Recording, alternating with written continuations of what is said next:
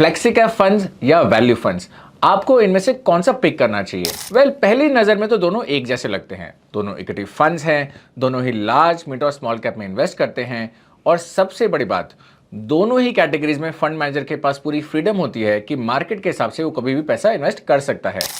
और शायद इसी वजह से बहुत से इन्वेस्टर्स ये डिसाइड नहीं कर पाते कि दोनों में से कौन सा फंड ले।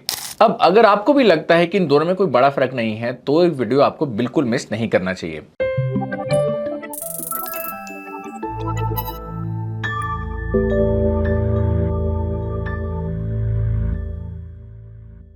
Hello and welcome to ET money's Hindi YouTube channel. आज हम वीडियो में डिटेल में बात करेंगे वैल्यू फंड्स और फ्लेक्सी फंड्स के बारे में। ये दोनों फंड्स कैसे काम करते हैं, इनके परफॉर्मेंस में कितना फर्क है, और गिरते हुए मार्केट में कौन सा आपके पोर्टफोलियो को ज़्यादा प्रोटेक्शन देता है। इस वीडियो में सब कुछ डिटेल में बात करेंगे, इसलिए एंड तक ज़रूर देखें। तो चलिए पहले समझते हैं कि इस कंपैरिजन के लिए हमने फंड्स कैसे सिलेक्ट किए और क्या क्या फिल्टर्स लगाए हैं ताकि दोनों कैटेगरीज को सही से समझा जा सके। बट स्टार्ट करने से पहले एक इंपॉर्टेंट अपडेट, वाइल हम फ्लेक्सी कैप और वैल्यू फंड्स के बारे में बात करेंगे, क्या आपको फ्लेक्सी कैप फंड्स या वैल्यू फंड्स में इन्वेस्ट करना चाहिए, और अगर यस तो कौन से फंड में, वो एक डिफरेंट स्टोरी है। अगर आपको इसका आंसर चाहिए तो you should head to the ET money app और check out the ET money fund verdict. ये एक पर्सनलाइज रिकमेंडेशन है, इसके लिए हम पहले आपके रिस्क और रिटर्न एक्सपेक्टेशन को समझते हैं, और देन वी चेक कि क्या वैल्यू या फ्लेक्सी कैप कैटेगरी और उनमें किसी फंड ने इन एक्सपेक्टेशन को मीट किया है या नहीं। If the answer is yes, तो आपको रिकमेंडेड इन्वेस्टमेंट होराइजन और मार्केट के हिसाब से बेस्ट वे टू इन्वेस्ट मिल जाएगा, and you can then invest in one tap. And if the answer is no, we recommend you alternate categories और funds जो आपके लिए सही हैं। So do check it out. तो सबसे पहले हमें इस स्टडी के लिए कोई भी रैंडम फंड लेके कंपैरिजन नहीं किया है, क्योंकि हर कैटेगरी में काफी सारे फंड्स आपको मिलेंगे। साथ ही एक जरूरी बात यह है कि वैल्यू फंड सही मायने में 2017 की सेबी रीकैटेगराइजेशन के बाद ही डिफाइन हुए हैं। अब हमने सिर्फ वही फंड चुने हैं जो बड़ा ईएम मैनेज करते हैं, क्योंकि अगर हम ऐसे फंड्स लेते जो बहुत कम पैसा मैनेज कर रहे हैं या एकदम नए हैं, तो पूरा एनालिसिस गलत हो सकता था। इसलिए हमारे फिल्टर्स कुछ ऐसे रहे। पहले हमने दोनों फंड कैटेगरीज में सिर्फ वही फंड्स लिए जिनका AUM 5,000 करोड़ से ज्यादा है और जो कम से कम 5 साल पुराने हैं। इस फिल्टर के बेसिस पे हमें 8 वैल्यू फंड्स मिले जो इस टेस्ट को पास कर पाते हैं, लेकिन फ्लेक्सी कैप कैटेगरी में ऐसे काफी सारे फंड्स थे, इसलिए हमने उसमें से टॉप 8 फंड्स लिए जो इस फिल्टर के बेसिस पर फिट बैठते हैं। अगर हम फ्लेक्सी कैप फंड्स की बात करें तो इन 8 फंड्स का टोटल AUM 3.63 लाख करोड़ है, that is 70% of the overall flexi cap categories AUM। वहीं वैल्यू कैटेगरी में ये फंड्स लगभग 1.15 लाख करोड़ मैनेज करते हैं, that is 80% of the value fund categories AUM। यानी इन फंड्स के कंपैरिजन से हम ओवरऑल कैटेगरीज को बहुत अच्छे से समझ पाएंगे। अब इन दोनों कैटेगरीज के फंड्स को कंपैरिजन के लिए हमने 4 फ्रेमवर्क बनाए हैं। फर्स्ट, रिटर्न्स कंपैरिजन, जिसके लिए हम रोलिंग रिटर्न्स कंपेयर करेंगे। सेकेंड, मार्केट स्ट्रेस टेस्ट, जिसके लिए हमने लगभग 27 क्वार्टर्स लिए और वहां ये जानने की कोशिश करेंगे कि दोनों फंड्स ने गिरते मार्केट में और जब मार्केट बढ़ा तो तब कैसा परफॉर्म किया। थर्ड, हम देखेंगे कि इनका इन्वेस्टमेंट स्टाइल कैसा है, यानी ये फंड्स कितना पैसा लार्ज, मिड और स्मॉल कैप्स में इन्वेस्ट करते हैं। और लास्टली हम देखेंगे कौन से फंड्स कम रिस्क लेकर ज़्यादा रिटर्न्स कमाकर दे रहे हैं। तो चलिए अब अगले सेक्शन में रिटर्न कंपैरिजन से स्टार्ट करते हैं। रिटर्न्स कंपैरिजन करने के लिए सबसे रिलायबल ऑनेस्ट तरीका है रोलिंग रिटर्न्स, क्योंकि ये ट्रेलिंग रिटर्न्स की तरह सिर्फ एक पॉइंट ऑफ टाइम का स्नैपशॉट नहीं होते, बल्कि हजारों डेटा पॉइंट्स के बेसिस पर होते हैं, इसलिए एक ज्यादा रिलायबल पिक्चर देते हैं। हमने 2019 से 2026 तक का पूरा 7 साल का डेटा लिया और दोनों कैटेगरीज के 3 और 5 ईयर रोलिंग रिटर्न्स को कैलकुलेट किया। अब यहाँ ये थोड़ा ब्रीफ में जानना जरूरी है कि हमने 2019 से ही पीरियड क्यों लिया है। अब इसका रीजन हमने आपको पहले बताया है, वैल्यू फंड्स द्वारा 17 के सेबी रीकैटेगराइजेशन के बाद ही डिफाइन हुए हैं।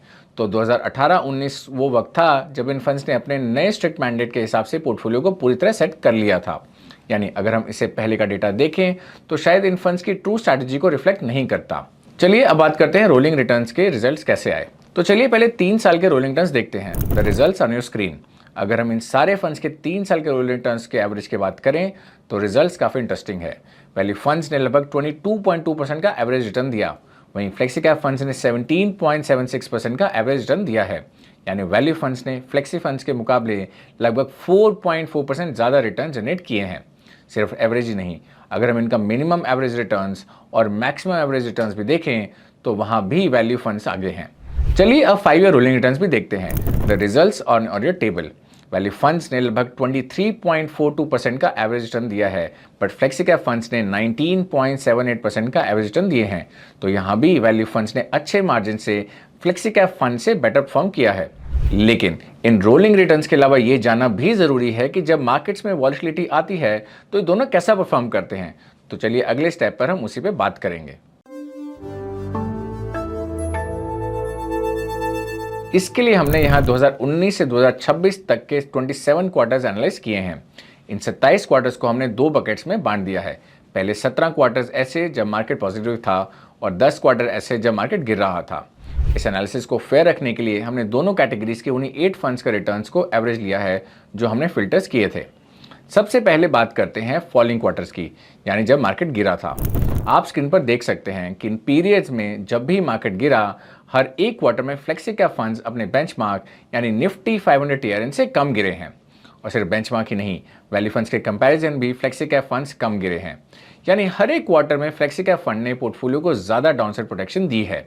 अब इसी तरीके से अगर हम ये देखते हैं कि जिन क्वार्टर्स में मार्केट पॉजिटिव था तब परफॉर्मेंस कैसी रही, तो इन 27 क्वार्टर्स में से मार्केट ने 17 बार पॉजिटिव रिटर्न्स दिए। आप स्क्रीन पर रिटर्न्स देख सकते हैं। इन 17 क्वार्टर्स में से 14 क्वार्टर्स में वैल्यू फंड्स ने फ्लेक्सी कैप फंड से ज़्यादा रिटर्न्स दिए हैं। सितंबर 2023 के एग्जाम्पल देखिए, निफ्टी 500 ने 5.56% रिटर्न दिए, फ्लेक्सी कैप ने 5.26% और वैल्यू फंड्स ने अराउंड 9% के रिटर्न्स दिए। दिसंबर 2023 में भी आपको बड़ा गैप दिखेगा। Flexi cap was 7.7% and value funds were 14.2% returns, यानी ऑलमोस्ट डबल। तो अभी तक एक बात तो क्लियर हो जाती है कि दोनों कैटेगरीज का बिहेवियर कंप्लीटली अलग है। फ्लेक्सी कैप फंड्स दोनों तरह के क्वार्टर्स में लगभग स्टेबल रहे हैं, लेकिन वैल्यू फंड्स काफ़ी वॉलेटाइल दिखते हैं। जब मार्केट्स ऊपर जाता है तो वैल्यू फंड्स ने फ्लेक्सी कैप से ज़्यादा ग्रोथ दिखाई है, लेकिन मार्केट गिरने पर इनकी गिरावट भी फ्लेक्सी कैप के कंपैरिजन में ज़्यादा रही है। लेकिन अब सवाल आता है कि ऐसा क्यों हो रहा है, तो इसका जवाब मिलता है फंड के पोर्टफोलियो में, और इसी को हम अगले सेक्शन में एक्सप्लोर करेंगे। जब हमने दोनों कैटेगरीज के फंड्स के मार्केट कैप एलोकेशन देखा तो एक बहुत ही इंटरेस्टिंग ऑब्जर्वेशन देखने को मिली। आप स्क्रीन पर देख सकते हैं। पहले फ्लेक्सी कैप फंड्स को देखते हैं। इनका एवरेज 66.6% पैसा लार्ज कैप में इन्वेस्टेड है, मिड कैप्स में 16.2% एंड स्मॉल कैप्स में अराउंड 8.9%। लेकिन अगर हम वैल्यू फंड्स को देखें तो इनका लार्ज कैप एलोकेशन 59.8% है, यानी फ्लेक्सी कैप से लगभग 7% कम। मिड कैप में 17.6% एलोकेशन है, लेकिन सबसे बड़ा फर्क है स्मॉल कैप एलोकेशन में, जहां फ्लेक्सी कैप में सिर्फ 8.89% स्मॉल कैप हैं, वहीं वैल्यू फंड्स में ये 17.4% है, यानी लगभग डबल। और बस ये अकेला टेबल ही इन दोनों कैटेगरीज को काफ़ी हद तक बिहेवियर समझा देता है। वैल्यू फंड्स में स्मॉल कैप्स का एलोकेशन ज़्यादा है और इसलिए ज़्यादा वॉलेटाइल भी हैं। यही वजह है कि जब मार्केट में तेज़ी आती है तो ये फ्लेक्सी कैप के कंपैरिजन में ज़्यादा रिटर्न जनरेट करते हैं। लेकिन ध्यान रखने वाली बात यह है कि जब मार्केट गिरता है तो इसी हाई स्मॉल कैप एलोकेशन की वजह से वैल्यू फंड्स में गिरावट भी ज़्यादा देखने को मिलती है। वहीं दूसरी तरफ flexi cap funds large cap heavy होते हैं, इसलिए वो मार्केट के उतार चढ़ाव में कंपैरेटिवली ज़्यादा स्टेबल रहते हैं। लेकिन यहाँ एक बात और जानना जरूरी है, सिर्फ कैटेगरी का एवरेज देखना काफ़ी नहीं होगा, क्योंकि अगर आप देखोगे कि एक ही कैटेगरी के अंदर फंड्स के स्टाइल्स अलग अलग होते हैं। जैसे ICICI prudential value discovery fund का लार्ज कैप एलोकेशन लगभग 83% है, यानी ये काफ़ी हद तक एक लार्ज कैप फंड जैसा बिहेव करता है। लेकिन एचएसबीसी वैल्यू फंड का लार्ज कैप एलोकेशन सिर्फ 44% है, यानी एक ही कैटेगरी के अंदर ये दो फंड्स एक दूसरे से बिल्कुल ही अलग हैं। तो value picking fund don't just look at the category average, बल्कि look at the individual fund and their portfolio. चलिए अब आते हैं हमारे फ्रेमवर्क के लास्ट और सबसे important step, risk adjusted returns पे। सिर्फ रिटर्न्स देखना काफ़ी नहीं होता, क्योंकि मान लीजिए अगर दो फंड्स हैं और दोनों 20% का रिटर्न दे रहे हैं, लेकिन एक फंड कम वॉलेटाइल है और दूसरा ज़्यादा, तो इनमें से कौन सा बेटर है? ऑब्वियसली वो फंड जो कम रिस्क लेकर बेटर रिटर्न्स दे रहा है। और यही जानने के लिए हम देखते हैं रिस्क एडजस्टेड रिटर्न्स। ये नंबर हमें बताता है कि हर एक यूनिट रिस्क लेने पर फंड ने कितना रिटर्न जनरेट किया है। इसका सिंपल फॉर्मूला है, हम फंड के एवरेज रिटर्न को स्टैंडर्ड डेविएशन यानी वॉलेटिलिटी से डिवाइड करते हैं। तो हम दोनों कैटेगरीज के फंड्स के 3 और 5 ईयर्स के एवरेज रिस्क एडजस्टेड रिटर्न्स निकाले हैं। You can see them on your screen. 3 साल के रोलिंग रिटर्न्स में वैल्यू फंड्स का रिस्क एडजस्टेड रिटर्न रहा 5.61, वहीं फ्लेक्सी कैप का था 4.70। 5 साल के रोलिंग रिटर्न्स में वैल्यू फंड्स का स्कोर था 6.15 और फ्लेक्सी कैप का 5.34। यानी अगर हम रिस्क एडजस्टेड रिटर्न्स भी देखें तब भी value funds flexi cap fund से आगे हैं। तो इसका मतलब क्या है? वैल्यू फंड ज़्यादा वॉलेटाइल ज़रूर हैं, लेकिन ये जो एक्स्ट्रा रिस्क ले रहे हैं उससे बदले में वो एक्स्ट्रा रिटर्न्स भी जनरेट कर रहे हैं। लेकिन यहाँ एक बात समझनी बहुत ज़रूरी है, ये डेटा 2019 से 2026 तक का है और इस टाइम पे मिड और स्मॉल कैप स्टॉक्स ने बहुत अच्छा परफॉर्म किया है। क्योंकि वैल्यू फंड्स में मिड और स्मॉल कैप का एलोकेशन ज़्यादा है तो इसका बड़ा फायदा इन फंड्स को मिला। अगर अगले 7 साल में लार्ज कैप फंड ज़्यादा परफॉर्म करते हैं तो शायद ये पिक्चर बदल भी सकती है। तो अभी तक ये हमने तो समझ लिया है कि दोनों कैटेगरीज में क्या फ़र्क है, ये कैसे अपने पोर्टफोलियो को मैनेज करते हैं और इनकी पोर्टफोलियो कैसे रहे हैं।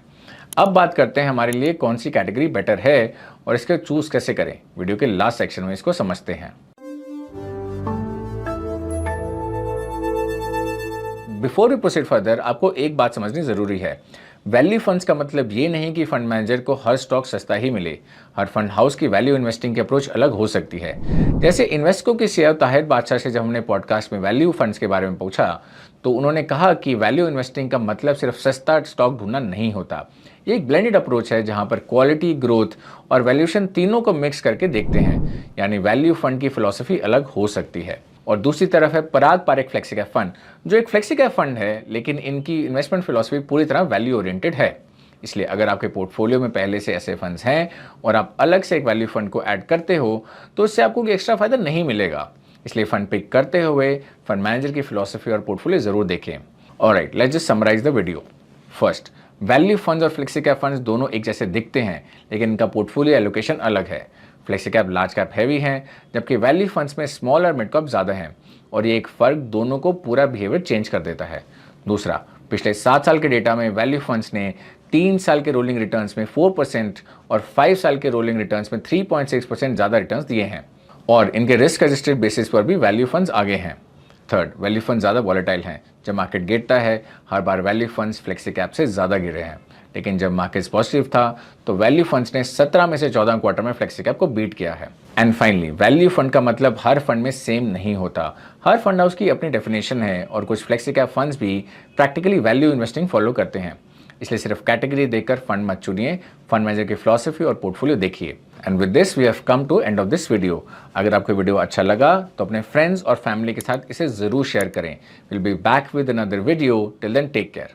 Mutual fund investments are subject to market risks. Read all scheme related documents carefully.